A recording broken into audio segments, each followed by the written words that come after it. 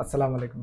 Right to education act जो RTE Maharashtra government की तरफ से लागू किया गया है, जिसमें केजी से लेकर 8वीं जमात तक प्राइवेट स्कूलों में बच्चों को मुफ्त तालीम दी जाती है। उसका कुछ क्राइटेरिया होता है और कुछ स्कूलों की लिस्ट हर साल गवर्नमेंट की वेबसाइट पर जारी की जाती है, जिन स्कूलों में दाखिला लिया जाता है। उसका एडमिशन का कुछ प्रोसेस होता है। तो पिछले कई सालों से अल्हम्दुलिल्लाह अबू बकर सिद्दीक सोसाइटी आरटीई का फॉर्म फिल कर रही है और इसके ज़रिए से कई बच्चों का एडमिशन फ्री में हो चुका है आरटीई के अंडर में।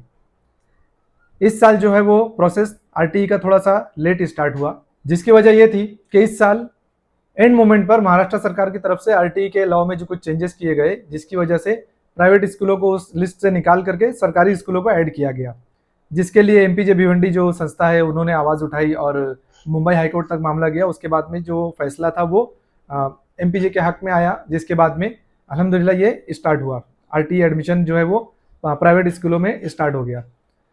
उसके बाद में चूंकि इस प्रोसेस में थोड़ा सा वक्त लग गया, मई का महीना आ चुका था और जब कई फॉर्म फिल किए गए अबू बकर सिद्दीक सोसाइटी पर, तो शिक्षण मंडल ने ये कहा कि 9 मई 2024 के बाद का जो इनकम सर्टिफिकेट है वो नहीं चलेगा, आपको उसके पहले का लाना पड़ेगा। लेकिन चूंकि वक्त निकल गया था तो ये पॉसिबल नहीं था कि जो डेट ऑलरेडी गुजर चुकी है उसका कैसे लाया जा सकता है इनकम सर्टिफिकेट। तो इसके लिए अबू बकर सिद्दीक सोसाइटी और एमपीजे की टीम ने मिलकर एक लेटर दिया शिक्षण मंडल को, और उसके बाद में यहाँ से जवाब मौसूल नहीं होने की सूरत में थाने शिक्षण मंडल में शिकायत की गई। उसके बाद वहाँ से उनको ऑर्डर आया, जिसके बाद में एडमिशन का सिलसिला शुरू हुआ। फॉर्म्स एक्सेप्ट होने लगे 9 मई के पहले की या बाद की, जिसकी भी जो इनकम सर्टिफिकेट थी उसको एक्सेप्ट किया जाने लगा। और ये जो शराइत जो शिक्षण मंडल की तरफ से लागू की गई थी, इसका जीआर में कोई भी जिक्र नहीं है, इसलिए उनको एक्सेप्ट करना पड़ी ये बात।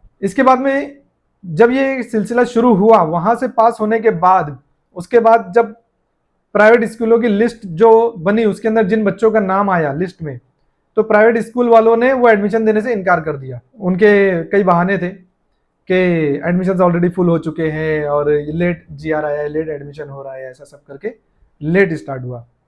उसके बाद फिर से अबू बकर सिद्दीक सोसाइटी की टीम और एमपीजे ने मिलकर के शिक्षण मंडल से शिकायत की।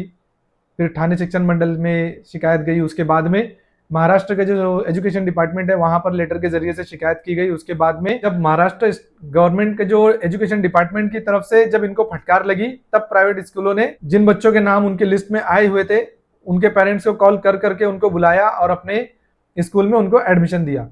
तो अल्हम्दुलिल्लाह मैं समझता हूँ ये भिवंडी के आवाम के लिए आरटीई को लेकर बहुत बड़ी जीत है, जिसके लिए मैं हमारी अबू बकर सिद्दीक सोसाइटी की टीम और एमपीजी की टीम को शुक्रिया अदा करता हूं और मुबारकबाद देता हूं। और आगे भी इंशाल्लाह जब भी भिवंडी के आवाम को, भिवंडी के लोगों को हमारी ज़रूरत होगी, अल्हम्दुलिल्लाह हमारी टीम हमेशा आपकी खिदमत में हाजिर रहेगी। अस्सलाम वालेकुम।